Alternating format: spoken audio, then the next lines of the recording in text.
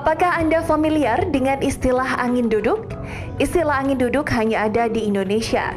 Ketika mendengar istilah ini, banyak orang ketakutan karena angin duduk dikenal bisa menyebabkan kematian. Beragam asumsi pun muncul di masyarakat mengenai penyebabnya. Serangan angin duduk bisa terjadi secara tiba-tiba. Nyeri dada seperti ditekan atau diremas yang dialami oleh penderita angin duduk bisa menjalar sampai ke lengan kiri, leher, rahang, dan punggung. Angin duduk bukanlah penyakit, namun merupakan gejala dari sebuah penyakit. Angin duduk dapat menyerang segala usia.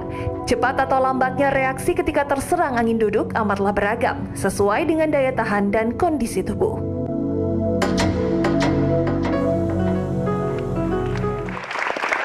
Nah, ternyata angin duduk itu berbahaya juga ya. Nah, penonton di sini ada yang pernah kena angin duduk gak? Jangan sampai ya. Tapi tahu gak apa itu angin duduk dan apa bedanya dengan masuk angin?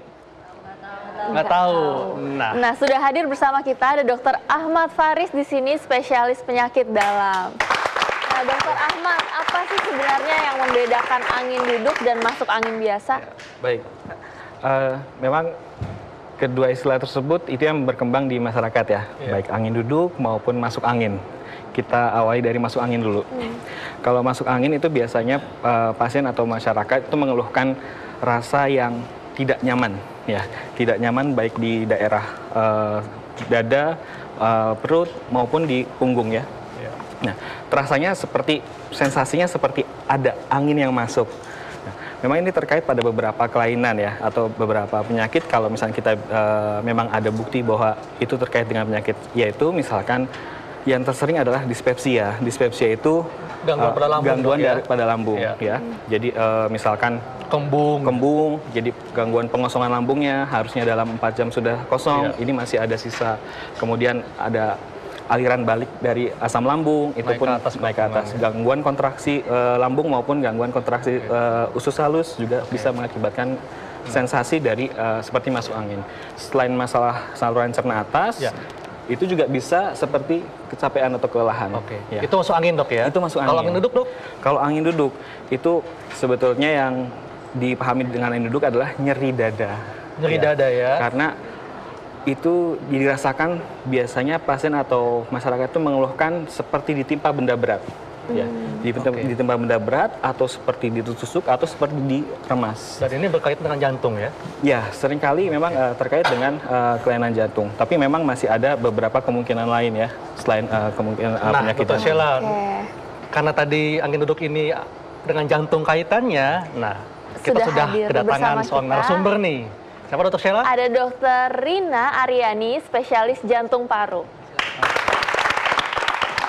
Siang, Dok. Silakan Dr. Rina. Dok, ini kita sedang ngomongin angin duduk. Oh ya, duduk dulu ya. Jadi angin duduk ini berkaitan dengan masalah pada jantung atau tepatnya pembuluh darah koroner. Nah, apa saja Dok pemicu dari angin duduk ini? Oke, jadi angin duduk ini seperti tadi yang sudah dikatakan bahwa dia itu sakitnya karena dada. Jadi sakit dada di tengah malah sebenarnya, tengah sedikit ke kiri, beda dengan nyeri otot atau nyeri saraf, dia nyerinya tumpul. Jadi nyerinya tuh nggak bisa ditunjuk. Kalau misalnya sakit otot mungkin kan kita bisa tunjuk di daerah sini lebih enak dengan ditekan. Kalau yang nyeri jantung karena jantungnya kekurangan oksigen, itu nyerinya tumpul, jadi rasanya kayak berat, kayak ditindih. Ya mungkin makanya namanya jadi angin duduk, karena kayak didudukin sesuatu rasanya. Iya, cuman itu biasa menyebar gak Dok nyerinya? Nah, tadi seperti juga udah dibilang, dia di tengah, cuman sering sekali bisa menjalar ke lengan kiri, bisa ke leher, bisa ke rahang atau ke punggung. Nah, Dok, kalau angin duduk ini kan seperti tertekan rasanya ya. Ini sebabnya karena adanya penjumbatan pada pembuluh koroner. Nah, jadi Ya, ini jantung, Dok, ya? Ini jantung, ini pura-puranya jantung ya. Jadi yang biru-biru ini ceritanya jantung ini dia kan mompa terus-terusan nih. Iya. Jadi otomatis dia perlu dikasih makan. Betul. Nah, suplai makanannya juga harus kontinu. Ya. Nah, adalah pembuluh darah di sini namanya pembuluh darah koroner yang Koroner, sering ya. kita dengar sebagai penyakit jantung koroner. Ya. Nah, kalau aliran darahnya terganggu, terjadilah itu jadi kekurangan makan jadinya jantungnya. Nah, ini sebabnya apa, Dok? Terganggunya ini? Pengganggunya paling sering karena ada penyempitan. Penyempitan pada pembuluh darah koroner tadi jadi ya? kayak pipanya mampet atau Ya. ada sumbatannya. Betul. Paling sering seperti itu. Bisa penyebab lain ya bisa spasme atau ada trauma. Cuman yang paling sering adalah adanya penyempitan. Oke, berarti Yang paling jelek penyempitannya itu karena pengerasan atau ada sumbatan, Dok? Iya. Ada sumbatan. Biasanya awalnya paling awal biasanya pembuluh darahnya itu ada lapisan lemaknya, jadi ada aterosklerosis kalau Iya. kita tahu ada penyumbatan lemak, Iya. akhirnya lama-lama numpuk, jadi ada pengapuran, ya akhirnya pembuluh darah yang tadinya lancar kayak pipa, akhirnya jadi tersumbat, menyempit, ya akhirnya Jadi alirannya tambah sebabnya kecil. bisa karena kolesterol tinggi juga, Dok ya? Bisa, Darah kolesterol. tinggi seperti itu, Dok ya? Betul. Kemudian- Kolesterol ya, jadi akhirnya balik lagi jadi ke faktor resikonya. Iya. Kolesterol, darah tinggi, diabetes, obesitas. Iya. Oke, Dok, ini ada beberapa Aktivitas. penyebab dari angin duduk. Angin duduknya dikatakan stabil, tidak stabil, dan varian. Nah. Itu cara membedakannya seperti apa nih? Sepertinya masyarakat ingin tahu. Jadi sebenarnya ya ini ya, jadi angin duduk ini kan bahasa awam ya. Iya. Iya. Jadi berusaha diterjemahkan ke bahasa medis yang Iya. sebenarnya nggak ada. Jadi yang ada di angin duduk stabil, tidak stabil itu tuh bahasa medisnya. Yang stabil itu kalau mau dikatakan stabil, jadi sebenarnya dia balik lagi karena kekurangan oksigen.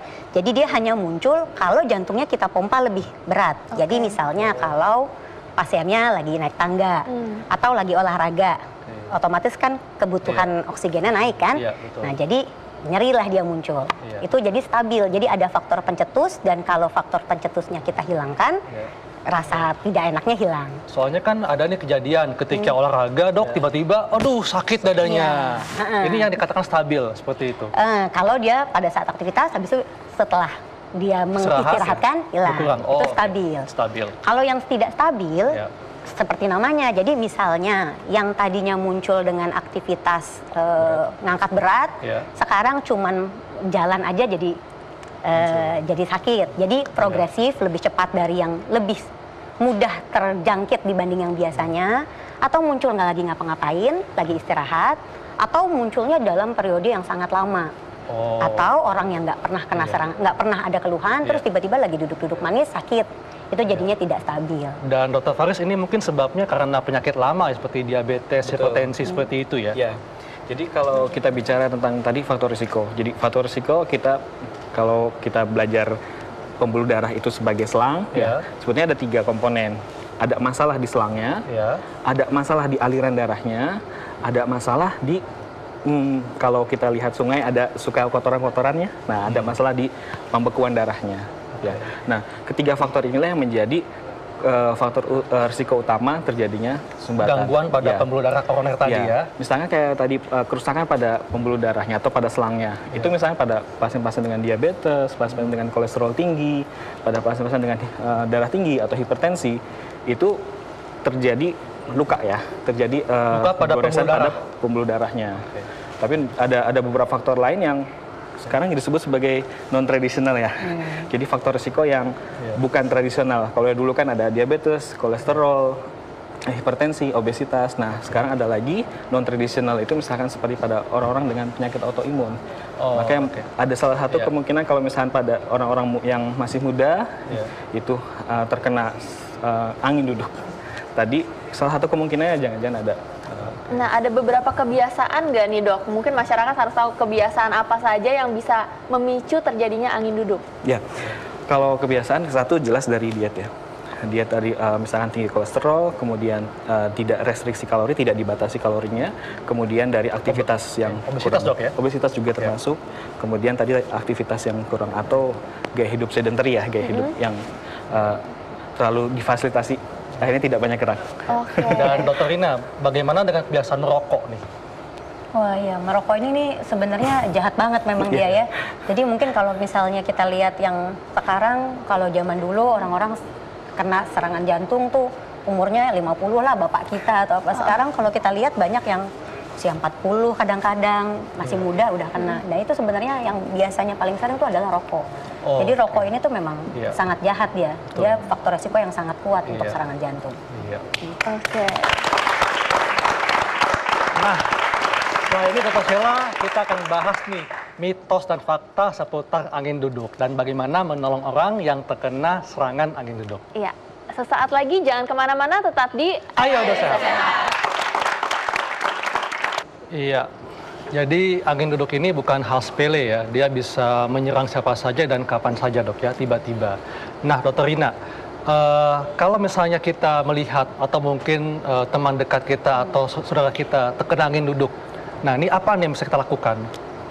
Oke, yang pertama mengenali. Iya. Pertama kita harus mengenali dulu bahwa ini bukan gejala masuk angin biasa. Iya. Jadi udah tahu, oh ini gejalanya seperti yang tadi kita bilang, pasiennya kita istirahatkan, suruh duduk, jangan dikerubutin. Terus Dok, habis itu, sebelumnya mungkin kan kalau begitu kita lihat ada yang kena angin duduk, kan kita panik nih. Berarti jangan panik Dok ya? iya. Jangan panik. Kalau Oke. panik udah nggak bisa Jangan panik ngapa-ngapain yang pertama, otomatis. terus yang kedua mendudukkan pasien. Ya, pasiennya didudukkan. Didudukkan biar dengan dia cara bisa tegak bernafas. kah atau bersandar? Bersandar, kasih Ya. bantal yang nyaman, biar dia bisa bernafas bagus. Dan kemudian kalau ada obat-obatan, bisa ada obat-obatan. Ini kalau tidak harus dibawa ke tempat fasilitas kesehatan Ya. yang punya setidaknya rekaman jantung. Oke. Gitu. Dr. Sheila, ini menarik ya. Mungkin kita bisa contohkan langsung. Dok, silakan. Ya, silakan Mas.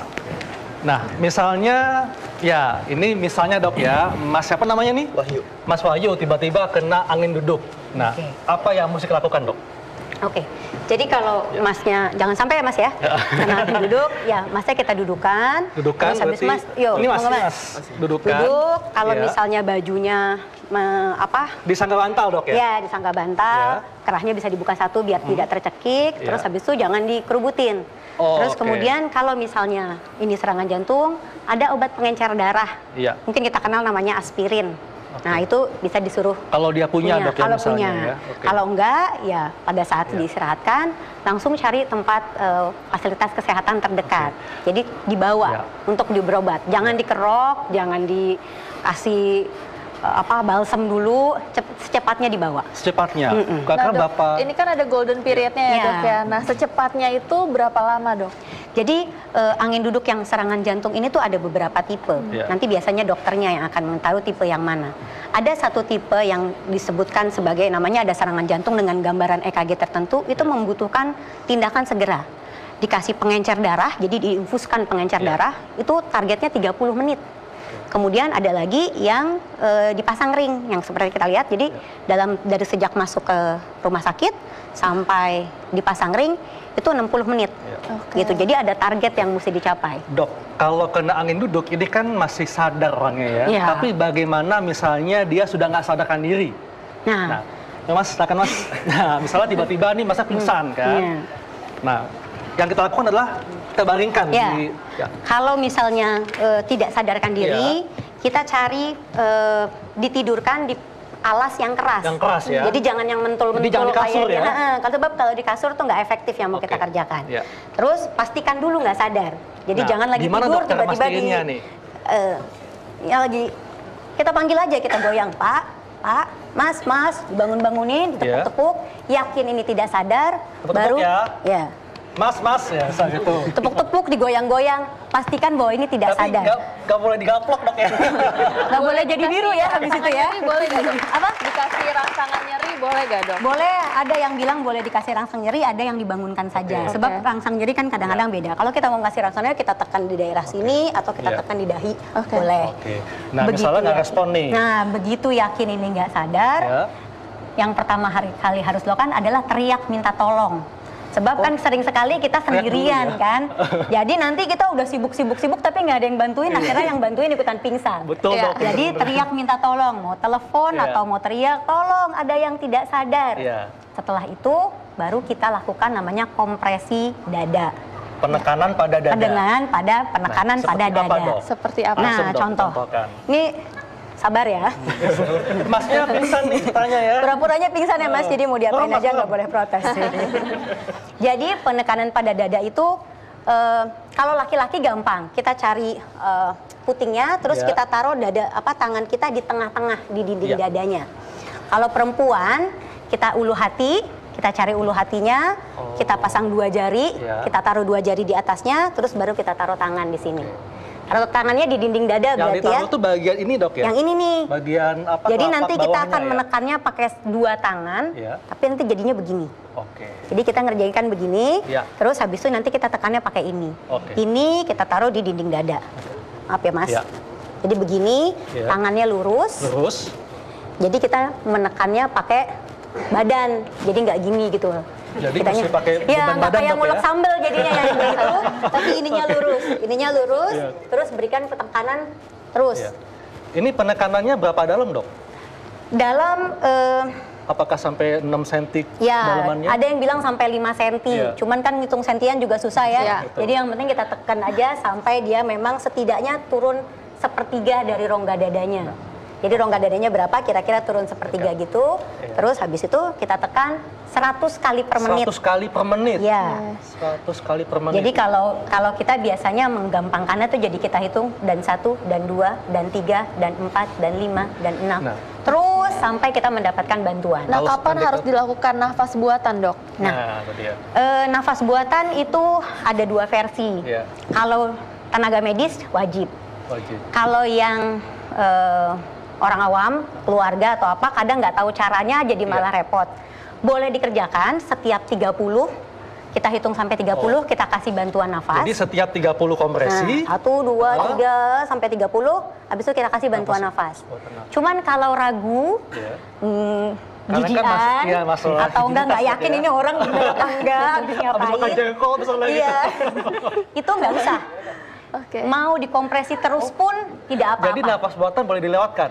Boleh dilewatkan pada yang awam. Pada Iya. awam silakan kompresi terus sampai ada bantuan atau sampai pasiennya bangun. Kalau pasiennya udah bangun jangan dikompresi. Seperti tadi masnya nggak makan jengkol kan? Kalau sudah bangun, pasiennya kita miringkan. Dimiringkan. Iya. Miringkan ke arah mana, Ya, Dok? miringkan ke arah sana. Ya. Tangan yang ini ditekuk, Oke. maaf Ditekuk. ya. Iya. Maaf, tangan yang ini ditekuk.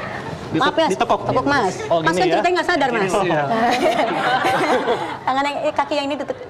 Maaf ya, kaki yang Ini sebelah sininya tangannya tekuk, di- kaki yang ini lurus. Nah. Oh gitu. Tangannya bertumpu di Iya, kepala. tangannya bertumpu seperti ini Oh, iya. kalau sudah bangun. Sudah bangun. Nah, Ini seberapa lama, fungsinya Dok? untuk apa, Dok? ini fungsinya biar kalau misalnya pasiennya muntah atau apa, dia tidak tersedak. Oh iya. Sebab kan bertiduran kadang-kadang lama. bangun entah tersedak. Bapak, Dok, Pak, jangan, tiduran lama-lama. jangan ketiduran beneran. Ya. Jadi kalau dia bangun, dia bisa nafasnya lebih efektif. Oke. Nah, andai kata sudah membaik, berarti kita bisa kembali dudukan ya. Disarankan kalau misalnya sudah sampai dikompresi, ditidurkan saja sampai mendapat bantuan. Oh. Sebab baik. kan udah habis tidak sadar nih Iya. ceritanya, Iya. jadi jangan cepat-cepat dibangunin, biarkan saja istirahat. Kalau misalnya Jadi sudah tetap ini, berbaring, Dok, ya? sampai mendapatkan bantuan. Bolehkah dikasih minum? Nah, itu dia pertanyaannya. Jangan. Jangan. Jangan. Kenapa, Dok? Sebab ya itu karena dia baru saja ini bisa tersedak, kesadarannya Betul. belum tentu pulih Iya. sempurna. Jadi jangan dulu, biarkan mendapat bantuan dulu sampai yakin aman, baru nanti mau dikasih minum, mau dikasih jamu, mau dikasih apa, tapi nanti tunggu aman dulu. Oke. Baik, Dok. Luar biasa. Sangat jelas. Bangun, Pak. Mas, pegel ya? Bangun, Mas, bangun. Oke, Mas. Thank you, Mas ya. Oke. Nah, Dokter Rina, jadi apa nih, Dok, tips bagi teman kita atau mereka yang terkena serangan angin duduk? Oke, yang pertama mengenali itu angin duduk, Iya. seperti tadi saya bilang. Menghindari faktor resikonya, tadi yang sudah ada, merokok, obesitas, diabetes, kolesterol. Kenali kemampuan fisik kita, screening. Oh, jadi kalau olahraga Jadi itu jangan orang-orang yang berlebihan. sudah laki-laki yang sudah umur 35, Oh, itu saya screening. masih muda, Dok. Ya. Jadi jangan yang tiba-tiba ngerasa, oh saya kan masih muda, langsung lari gitu. Tapi sebenarnya tidak mengetahui status kesehatan dirinya tuh seperti Oke. apa. Screening, periksa Screeningnya tuh dulu. berarti dari Periksa. masih muda tetap harus. ya, Dok, Iya, ya? jadi sudah mulai tahu kondisi kesehatan Medical masing-masing check up, pribadi Dok, itu berarti. seperti Iya. apa, medical check up. Terus Iya. kemudian ya kalau misalnya tahu angin duduk, berobat secepatnya, Iya. istirahat. dan berobat ke dokter secepatnya, ke fasilitas kesehatan yang lengkap. Ada tambahan, Dr. Faris? Sudah cukup ya. Jadi Cukup, ya. ini kenali faktor risiko, kemudian tadi screening medical check up-nya itu penting. Dan tentunya mencapai dan mempertahankan berat badan ideal dong. Ya, betul. Iya. Baik, terima kasih Dr. Rina, Dr. Faris, sangat jelas sekali penjelasannya. Dan, nah, Dr. Sheila nih. Nah, ngomong-ngomong soal tadi ada yang Betul. pingsan mendadak, Iya. di segmen berikutnya kita akan melihat cara sehat bagaimana kita harus menanggapi jika tiba-tiba ada orang yang pingsan mendadak. Jangan kemana-mana, tetap di Ayo Dr. Sheila.